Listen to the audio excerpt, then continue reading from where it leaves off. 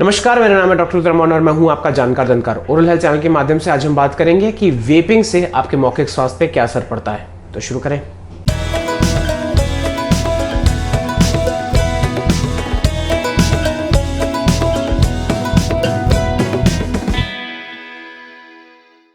तो आज का बहुत ही एक कंटेम्परेरी बहुत अच्छा एपिसोड है, क्योंकि जो है आजकल के युवा जो है बिकॉज अभी जो है 2003 और 2006 के बीच में से जो है एक नई टेक्नोलॉजी आई थी इन टर्म्स ऑफ स्मोकिंग। वो था बेसिकली कन्वेंशनल सिगरेट्स को रिप्लेस करने के लिए, क्योंकि एक सेफर ऑल्टरनेटिव चूज करने के लिए हमारे पास आई इलेक्ट्रॉनिक सिगरेट्स या ई सिगरेट्स या वेप्स। अब देखिए, बात करते हैं कि पहले तो मैं बताना चाहता हूँ ये पूरी एस्टैब्लिश हो चुकी चीज़ कि स्मोकिंग से कितनी प्रॉब्लम होती है मौखिक स्वास्थ्य पे, शारीरिक स्वास्थ्य पे, हृदय के स्वास्थ्य पे, लंग्स के स्वास्थ्य पे, सब कुछ। बट एक ऑल्टरनेटिव जब शुरू हुआ 2003 से 2006 के बीच में, जिसको हम बोलते हैं इलेक्ट्रॉनिक निकोटीन डिलीवरी सिस्टम, यानी कि ENDS, यानी कि ई सिगरेट्स अगर उसमें निकोटीन है और जस्ट वेप्स अगर उसमें निकोटीन नहीं है।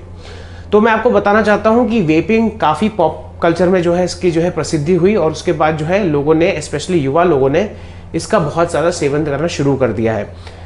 क्योंकि ये बहुत रीसेंट कंसेप्ट है, क्योंकि साइंस में रीसेंट कंसेप्ट का मतलब होता है 20 साल से कम, ठीक है। तो अगर ये बहुत रीसेंट कंसेप्ट है, इसलिए जो है इस पर लॉन्ग टर्म स्टडी ज़्यादा मिली नहीं है, लेकिन स्टडीज़ काफ़ी हो रही हैं। और इस पर जो है मैं जो है अपने तरफ से अपने यूट्यूब के चैनल के माध्यम से आपके समक्ष आया हूँ बताने के लिए कि वेपिंग से भी काफ़ी हानिकारक तरीके से जो इफेक्ट्स होते हैं आपके मौखिक स्वास्थ्य पे और आपके शारीरिक स्वास्थ्य पे। पहले बात करते हैं शारीरिक स्वास्थ्य के बारे में। देखिए, 2-3 चीज़ें हैं जिससे जो है कुछ केसेस आए हैं जो शारीरिक स्वास्थ्य के बारे में, जिसको हम बोलते हैं इलेक्ट्रॉनिक और सिगरेट और वेप एसोसिएटेड लंग इंजरी, यानी कि EVALI। बेसिकली ये जो होती है, इससे जो है आपको फीवर, वॉमिटिंग और आपको जो है एक तरीके से जो है आपके लंग कोलैप्स हो जाते हैं, और उससे जो है आपको इंजरी होती है एंड शॉर्टनेस ऑफ ब्रेथ होती है। तो ये काफ़ी जो है डिबिलिटेटिंग इंजरी होती है बिकॉज ऑफ द फैक्ट कि इससे जो है पेशेंट की जान तक जा सकती है। एट द सेम टाइम इससे पेशेंट को हॉस्पिटलाइज बहुत लंबे टाइम से करना पड़ता है।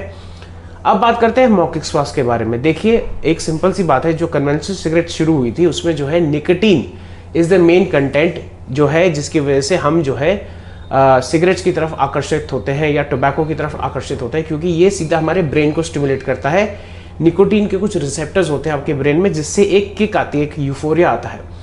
अब कन्वेंशनल सिगरेट्स जो है ऑब्वियसली उस पर जो है इतना हल्ला हो चुका है, क्योंकि हम सब जानते हैं इतनी लॉन्ग टर्म स्टडीज हो चुकी हैं, lung cancer, laryngeal cancer, oral cancer और बहुत सारे जो है COPD वाले जो केसेस जो आते हैं, उसकी वजह से ऑब्वियसली सब लोग थोड़ा बहुत कॉशन रखते हैं, क्योंकि सिगरेट्स जो है ऑब्वियसली उसका जो है बहुत प्रचार किया गया है कि उसके हानिकारक इफेक्ट्स बहुत ज़्यादा है।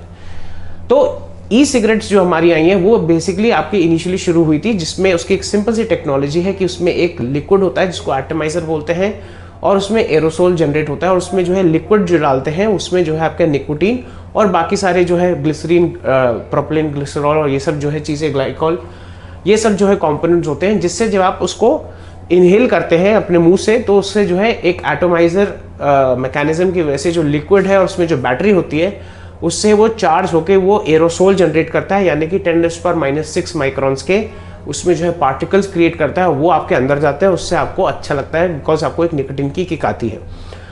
वेप्स के साथ एक और चीज़ ये हो गई है, क्योंकि वेप्स में जनरली निकोटीन नहीं होती, इसमें अलग अलग टाइप के फ्लेवर्स आते हैं, तो यूजुअली लोग कहते हैं उनसे जो है उनको क्रेविंग निकोटीन की कम हो जाती है। सिगरेट्स लोग यूजुअली छोड़ देते हैं या कम कर देते हैं। ऑन टॉप ऑफ दैट उससे जो धुआं बहुत ज़्यादा निकलता है, उससे जो है लोगों को एक बहुत कह सकते हैं विजुअली जो है अट्रैक्टिव चीज़ लगती है, कूल फैक्टर लगता है, बिकॉज हमको लगता है कि हम स्मोक कर रहे हैं।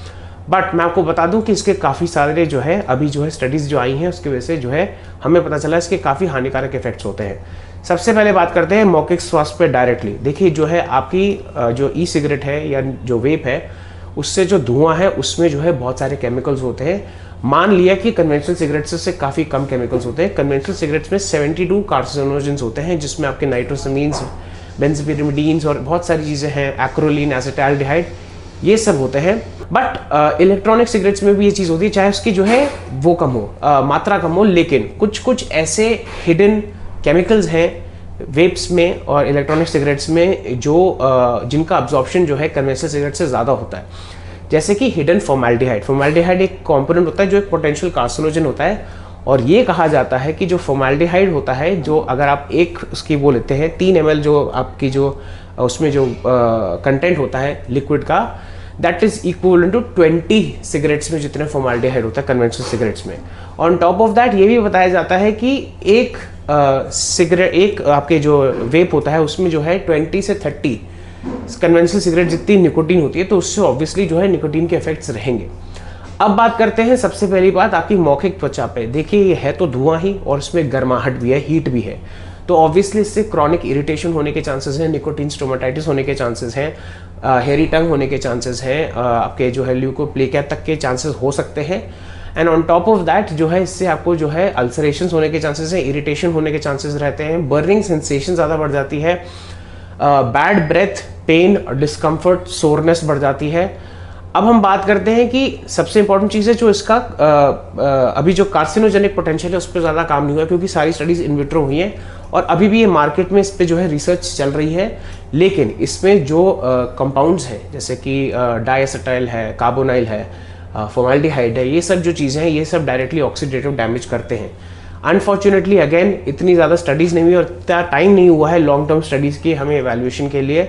इससे जो है पेरिडोंटल डिजीज़ भी बढ़ी गई है, मानी गई है कि आपका बोन लॉस होता है, टूथ लॉस होता है, आपके पॉकेट्स बढ़ते हैं। हाँ डेफिनेटली अगर आप कंपेयर करें टू कन्वेंशनल स्मोकर्स ये सब इफ़ेक्ट्स थोड़े कम रहते हैं, लेकिन इसका मतलब ये नहीं है कि आप वेपिंग पे चले जाएं और उसको जो है आप जस्टिफाई करें कि हाँ मैंने तो सिगरेट छोड़ दी है और इसी चक्कर में मैं वेपिंग कर रहा हूँ या ई सिगरेट पी रहा हूँ। डेंटल केरीज भी ज़्यादा होती है क्योंकि इसमें माउथ की ड्राइनेस ज़्यादा होती है, तो ऑब्वियसली आपका सलाइवरी फ्लो रेट कम हो जाता है, तो डेंटल केरीज होने के चांसेस ज़्यादा हैं। ऑन टॉप ऑफ दैट इसके जो इफेक्ट्स हैं, जो सबसे ज़्यादा जो केमिकल्स हैं वो वैसे कहा जाता है 4% जो है मुंह में रहते हैं, बाकी सारे आपके लंग्स में जाते हैं, तो इसको आप समझ लीजिए कि लंग्स में जाके कितना डैमेज कर रहे होंगे।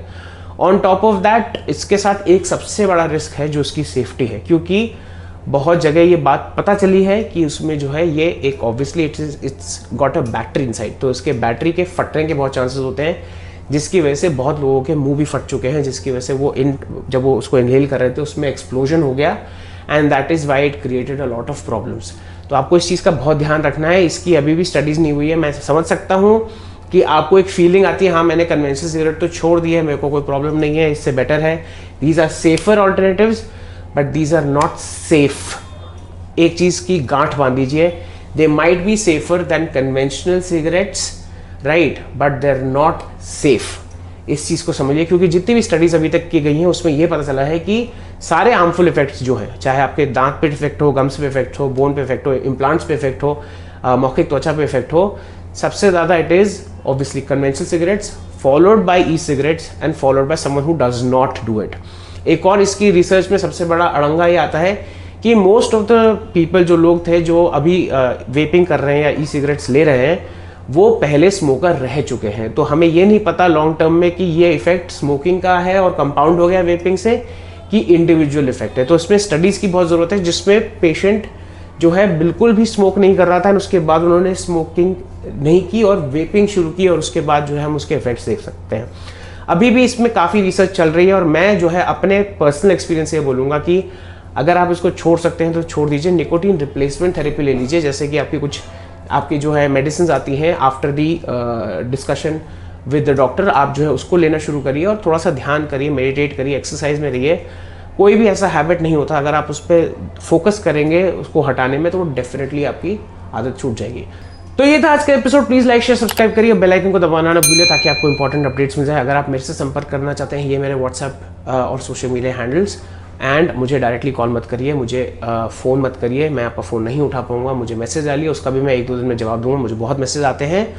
अगर आपके पास कोई क्वेरीज, डाउट्स, एप्रीहेंशन, इनसाइट्स और सजेशंस हैं तो मुझे प्लीज़ यूट्यूब कमेंट सेक्शन में डाल के उसके बारे में वर्णन करिए। और अगर आप मेरे से संपर्क करना चाहते हैं थ्रू व्हाट्सएप, मुझे प्लीज़ अपना नाम, अपना स्थान और अपनी मौखिक समस्या के बारे में ज़रूर जो है उसका वर्णन करिए। तो आज के लिए इतना ही, नमस्ते।